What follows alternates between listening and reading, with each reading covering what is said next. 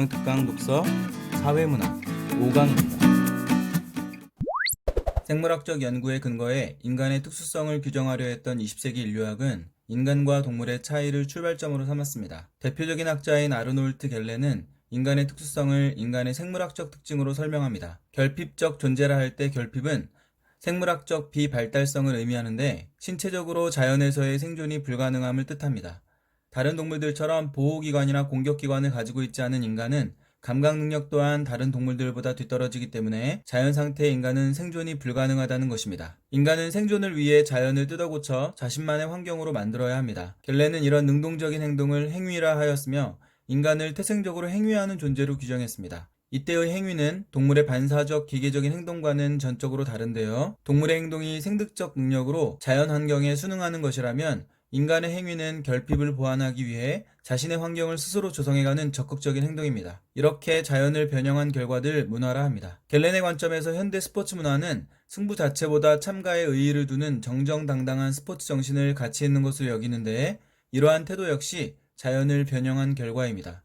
이를 이해하려면 우선 자연을 인간 외적 자연과 인간 내적 자연으로 구별해 볼 필요가 있는데 물리적 환경이 인간 외적 자연이라면 신체적 특징에 기반을 둔 본능이 인간 내적 자연입니다. 본능에는 식욕, 수면욕, 성욕뿐만 아니라 공격욕구도 포함되는데요. 보통 공격욕구는 생명 유지나 종족 보존에는 별 도움이 안 되는 것처럼 보입니다. 공격성이 극에 달하는 동종의 싸움을 보면 더욱 그렇다는 생각이 듭니다. 그러나 콘라트 로렌츠는 이 공격욕구가 종족 유지에 기여할 수 있다고 보았습니다. 동족의 동물들은 공격욕구로 인한 싸움을 피하기 위해 멀리 떨어지게 되고 그 결과 생존 지역이 확대됩니다. 또한 배우자 선택의 과정에서 최강자를 선택하여 강한 자손을 번성할 수 있게 합니다. 강한 부모의 유전자를 물려받은 2세가 생존 확률이 높기 때문인데 이를 위한 배우자 쟁탈전을 가능하게 해주는 것이 바로 공격욕구인 것입니다. 무리 동물들이 우두머리를 선택하고 그를 통해 공동체 위협에 대처하고 약한 개체를 보호할 수 있게 해주는 것도 공격욕구입니다. 그러므로 공격욕구의 본능 또한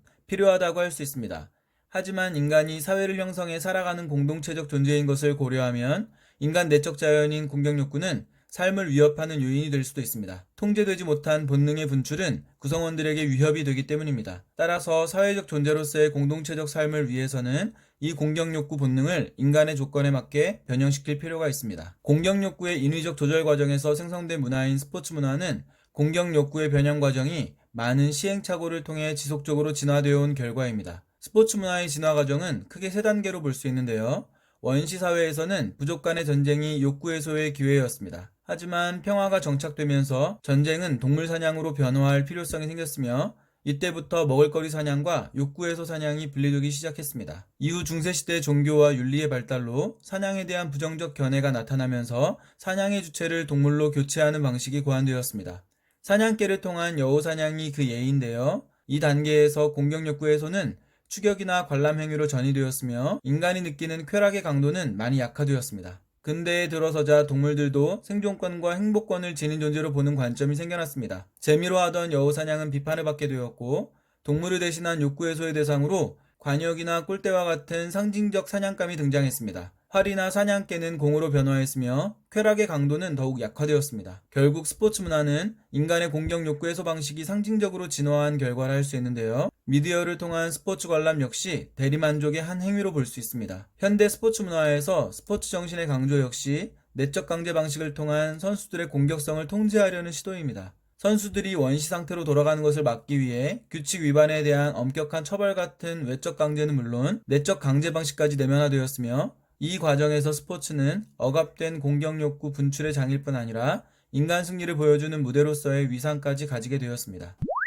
20세기 인류학은 인간과 동물의 차이를 출발점으로 인간을 규정하려 합니다. 대표적인 학자인 겔레는 생물학적 특성으로 인간의 특수성을 설명했는데요. 결핍적 존재라 할 때 결핍은 생물학적 비발달성을 의미합니다. 자연 상태의 인간은 생존이 불가능한 존재인데 보호기관이나 공격기관, 감각 능력이 다른 동물들보다 뒤떨어지기 때문입니다. 인간은 생존을 위해 자신만의 환경을 만들어야 합니다.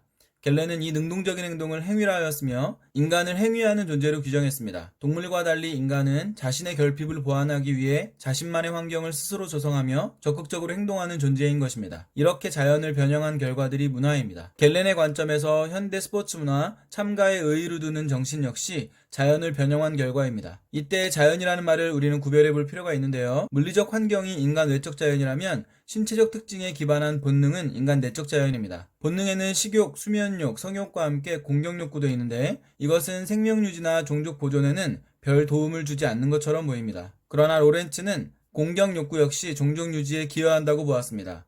동족의 동물들은 싸움을 피하기 위해 멀리 떨어져 지내면서 생존 지역이 확대됩니다. 또한 강한 부모의 이세가 생존 확률이 높기 때문에 최강의 배우자를 선택해야 강한 자손을 번성할 수 있는데 이것이 가능하려면 공격 욕구가 있어야 하는 것입니다. 또한 우두머리를 선택하여 공동체 위협에 대처하고 약한 개체를 보호할 수 있게 하는 것도 공격 욕구입니다. 그러므로 공격 욕구 또한 필요하다고 할 수 있습니다. 하지만 인간이 공동체적 존재라는 것을 생각하면 공격 욕구는 삶을 위협하는 요인이 될 수 있습니다. 통제되지 못한 본능의 분출은 위협적이기 때문입니다. 따라서 공격 욕구와 본능을 변형시킬 필요가 있는 것입니다. 공격 욕구의 조절 과정에서 생성된 스포츠 문화는 공격 욕구가 지속적으로 진화되어 온 결과입니다. 그 과정은 크게 세 단계로 정리할 수 있는데 먼저 욕구 해소의 기회였던 원시사회 부족 간의 전쟁이 평화가 정착되면서 동물 사냥으로 변화했으며 먹을거리와 욕구 해소로 사냥의 목적이 분리되었습니다. 이후 중세 종교와 윤리의 발달로 사냥을 부정적으로 바라보면서 사냥의 주체가 동물로 교체되었는데 욕구 해소를 위한 직접 공격은 추격, 관람 행위로 바뀌었으며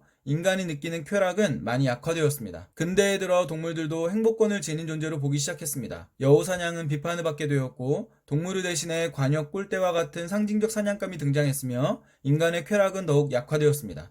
결국 스포츠 문화는 공격 욕구 방식의 상징적 진화 결과이며 미디어 스포츠 관람 역시 대리만족의 한 행위라고 볼 수 있습니다. 현대사회에서 스포츠 정신의 강조 역시 내적 강제를 통해 선수들의 공격성을 통제하려는 시도입니다. 공격 욕구의 무분별한 분출은 엄격한 규칙을 통한 외적 강제와 내적 강제 방식의 내면화를 통해 통제되었으며 이 과정에서 스포츠는 공격 욕구의 분출의 장일 뿐 아니라 인간 승리를 위한 무대의 위상까지 지니게 되었습니다. 20세기 대표적인 인류학자인 갤렌은 인간의 특수성을 생물학적 특징으로 설명합니다. 결핍적 존재인 인간은 생물학적 비발달성으로 특징 지을 수 있는데 다른 동물들과 달리 인간은 자연 상태 그대로는 생존이 불가능한 존재입니다. 인간은 생존을 위해 능동적인 행동을 하는데 갤렌은 이것을 행위라 하였습니다. 인간은 자신의 결핍을 보완하기 위해 적극적으로 행동하는 존재인데 그 행동들의 결과를 문화라 합니다. 갤렌의 관점에서 현대 스포츠 문화의 정신 역시 자연을 변형한 결과입니다. 이때 자연에는 물리적 환경으로서의 외적 자연과 본능으로서의 내적 자연이 있는데 여기서 공격 욕구 본능은 인간의 종족 보존에 별 도움이 안 되는 것 같아 보입니다. 그러나 로렌츠는 공격 욕구가 종족 유지에 기여한다고 보았습니다. 동족의 동물들이 서로 멀리 떨어져 생존 지역을 확대하고 최강자를 선택하여 강한 자손을 번성할 수 있게 하는 것이 공격 욕구입니다. 또한 우두머리를 선택하여 위협에 대처하고 개체들을 보호하는 것도 공격 욕구가 있기에 가능한 것입니다. 그러므로 공격 욕구도 필요하다 할 수 있습니다. 하지만 이는 인간의 삶을 위협하는 요인이 될 수 있습니다. 통제되지 못한 본능의 본출은 위협적이기에 변형시킬 필요가 있습니다. 욕구의 조절 과정에서 생긴 스포츠 문화는 지속적으로 진화되어 온 결과입니다. 세 단계로 나누어 볼 수 있는데 원시사회의 부족간 전쟁이 동물 사냥으로 변화되고 거기서 다시 먹을거리와 욕구 해소 사냥으로 분리되었습니다. 중세가 되어 사냥을 부정적으로 바라보게 되자 사냥의 주체는 동물로 교체됩니다. 인간은 사냥을 추격하거나 관람하는 행위를 통해 자신의 욕구를 해소하였으며 쾌락은 많이 약화되었습니다. 근대사회가 동물을 행복권을 지닌 존재로 보자 동물을 대신해 관역과 꿀대와 같은 상징적 사냥감이 등장했으며 쾌락은 더욱 약화되었습니다. 결국 스포츠 문화는 공격 욕구 해소 방식의 상징적 진화 결과라 할 수 있는데 스포츠 관람 역시 대리만족의 한 행위로 볼 수 있습니다. 현대사회에서 스포츠 정신을 통한 내적 강제와 규칙 위반의 처벌을 통한 외적 강제는 선수들의 공격성을 통제하였으며 이 과정에서 스포츠는 공격 욕구의 분출의 장일 뿐 아니라 인간 승리의 무대가 되었습니다.